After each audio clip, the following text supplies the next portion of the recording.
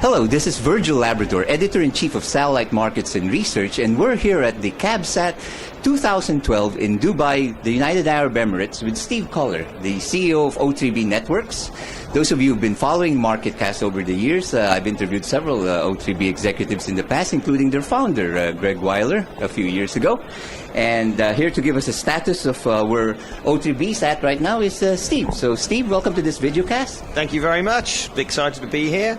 An update on where we are as O3b. Things are going very, very well on the satellite side. Our satellites are halfway through their production schedule. We're about a year away from our first launch, so very, very exciting times for O3b. You spoke to Greg something like 3 years ago, right. and things have really moved on in that time. We're now only that short year away from being launched and bringing our first 8 satellites into service. We expect to be in service in July 2013. Right.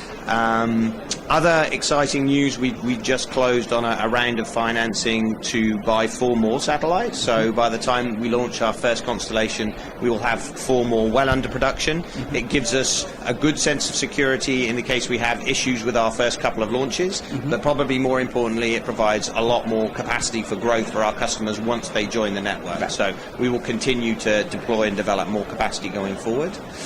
We've just commissioned our first gateway. Our first teleport is now in service and operational in Greece, mm-hmm. and we will be replicating that all around the world. We'll have 7 teleports in total around the world, mm-hmm. In addition to potentially some customer access teleports. Mm-hmm.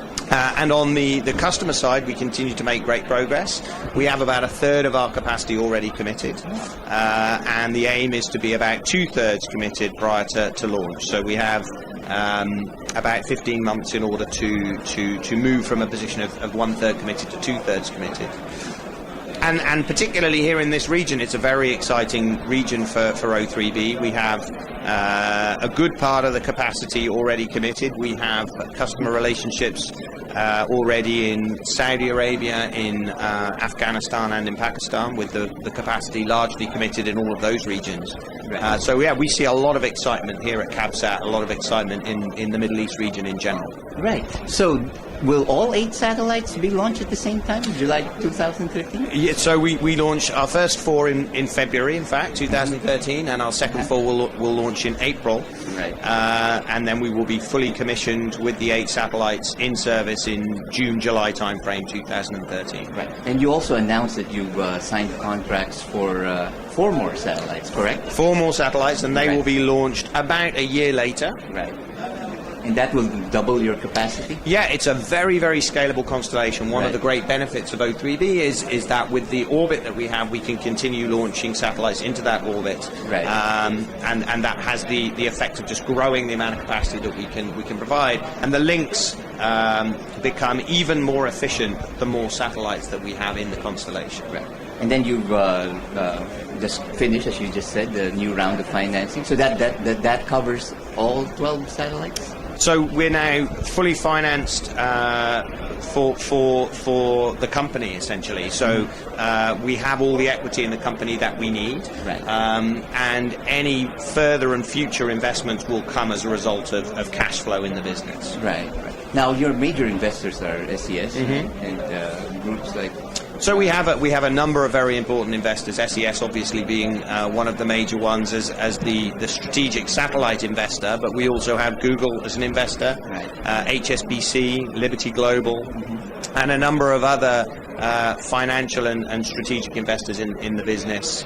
Some of whom are bringing a lot of key expertise into the business to help us in our development, not only with our trunk product, which we announced very recently at the PTC show, right. but also mobile backhaul. We see the expansion of mobile networks with well-priced capacity as being key for us, particularly leveraging our low latency, which is something very, very unique about O3b and that other satellite offerings can't replicate. Right. Now, I mentioned Greg Weiler earlier because I caught him right when the company was just starting, and you still carry the name O3b. Yeah. It seemed, we discussed it, it seemed very visionary at that time, but at the same time, you have no prior success rate in reaching out to the other 3 billion. So now you're 3 years into it. How are you finding the market? Is this receptive to, the economics of this business? So the emerging markets are growing faster than any other market, and particularly mobile in the emerging markets, I think, has a CAGR of 26% at the moment. There aren't too many markets of the world that are growing at 26%. And no, we're seeing huge excitement for O3b, particularly as we get closer and closer to our launch.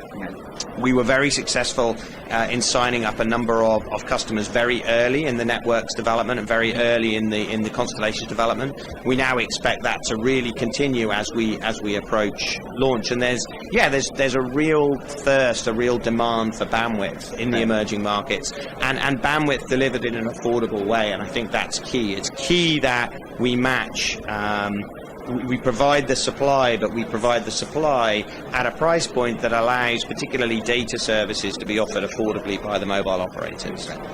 And that market is still viable for you? The 3 billion people it's absolutely viable, and it's true to say that in some of the markets, Pakistan's a great example. We have a customer, Pak Datacom in Pakistan, who are going to be providing backhaul services, mobile services, and the ARPUs in the mobile industry in Pakistan are between $2 and $3. So it's a very low price, very, very competitive market. And if we can be successful with Pak Datacom in Pakistan, I'm very confident that we can provide cost-effective services to the 3 billion people around the world who don't have good access to broadband connectivity. Right. Now, you mentioned what you're showcasing here at the show, the O3b trunk. Talk about that a little bit more. So O3b trunk's very exciting for us. It's one of our core products. It's an IP trunking product. And we are bringing together all of the elements that are needed to really provide a world-class service to our customers. So we're offering service level agreements consistent with fiber. We're fiber-like service, but delivered over satellite. And there aren't too many other operators, if any, that are offering the kind of SLAs that we're offering to our customers. We're offering terminals which are well-sized to the needs of the customers. So whether a customer is looking for 100 megabits worth of capacity right through to a gigabit of capacity, we can service that full spectrum of requirements. Right. We're offering an asymmetric service, which is typical for data. So it's a 3-to-1 contention, or 3-to-1 ratio of forward to return bandwidth. So it's a carrier's carrier product. It's a state-of-the-art IP trunking product, and we got great reception for the product when we announced it at PTC earlier the year. Right.